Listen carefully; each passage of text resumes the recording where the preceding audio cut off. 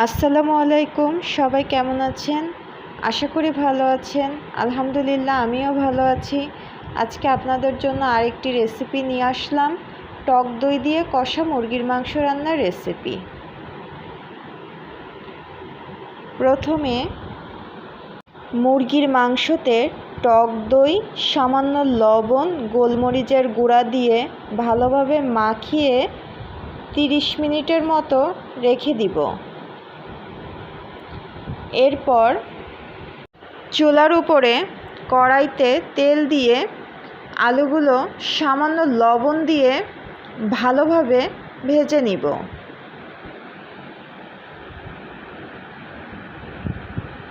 আলুগুলো ভাজা হয়ে গিয়েছে। এরপর পেঁয়াজ কুচিগুলো ভালোভাবে বেরেস্তা আকারে ভেজে নিব। এরপর বাটা মশলাগুলো দিব।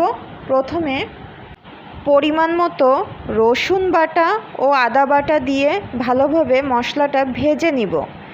এরপর গুঁড়া মশলাগুলো দেব। পরিমাণ মতো লবণ, হলুদ, ঝালের গুঁড়া ও জিরার গুঁড়া দিয়ে সামান্য পানি দিয়ে মশলাটা ভালোভাবে কষিয়ে নিব। এরপর মশলার ভিতরে মাংসটা দিয়ে ভালোভাবে কষিয়ে নিব। কিছু এলাচ, লবঙ্গ ও দারুচিনিও দিয়েছি। এরপর ঢাকনাটা দিয়ে দেব। 5 মিনিট পরে ঢাকনাটা উঠিয়েছি। দেখুন মাংসটা ভালোভাবে কষানো হচ্ছে। এরপর কষা মাংসের ভিতরে ভাজা আলুগুলো দিয়ে দিলাম। কিছু আস্ত রসুনও দিয়েছি, আমাদের পছন্দ, এজন্য আপনারা চাইলে নাও দিতে পারেন। এরপরে ঢাকনাটা দিয়ে দিলাম। আমি মাংসে আলাদা করে ঝোলের পানি ব্যবহার করিনি, যেহেতু এটা কষা মাংস। কষানোর সময় যে মাংসের পানিটা বের হয়েছে সেই পানিতে আমার রান্নাটা হয়ে গিয়েছে।